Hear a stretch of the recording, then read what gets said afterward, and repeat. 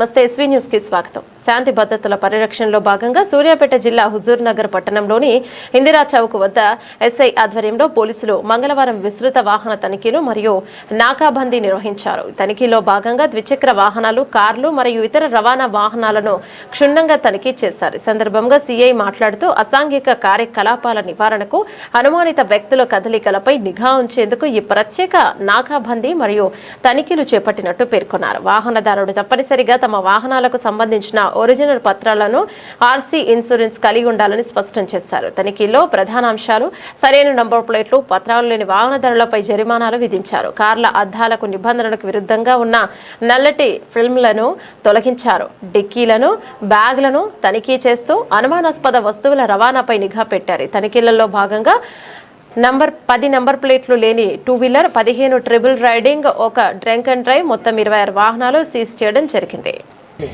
6 మంది ఎస్ఐలు మరియు ఒక సిఐ గారు మరియు 40 మంది సిబ్బందితోని నాకాబందీ నిర్వహించడం జరిగింది.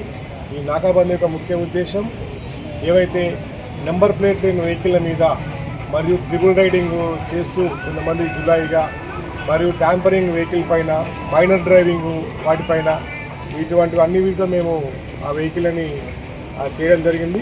ఇందులో టోటల్గా 26 వెహికల్స్ పట్టుకోవడం జరిగింది. 26 వెహికల్స్లో 10 వెహికల్స్కు నెంబర్ ప్లేట్ లేకుండా ఉన్నాయి. ఒక 16 వెహికల్స్ ట్రిపుల్ రైడింగ్లో పట్టుకున్నాము. ఒక వెహికల్ డ్రంక్ అండ్ డ్రైవ్లో పట్టుకోవడం జరిగింది.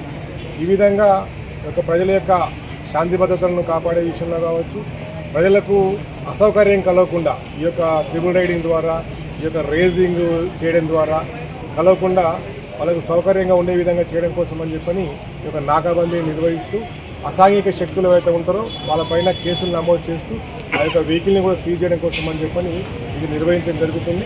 అందులో భాగంగానే ఈరోజు ఈ యొక్క 26 వెహికల్ని కూడా మనం సీజ్ చేసి వీళ్ళందరూ వీటికి తగినటువంటి ఆధారాలు ఉన్నట్లయితే వీటిని విడిచిపెడదాం, లేదంటే మళ్ళీ వీటిని కోర్టుల్లో ప్రొడ్యూస్ చేసి దానికి తగిన ఎంవీ యాక్ట్ ప్రకారంగా శిక్ష వేయడానికి కోర్టులో హాజరుపరచడం జరుగుతుంది.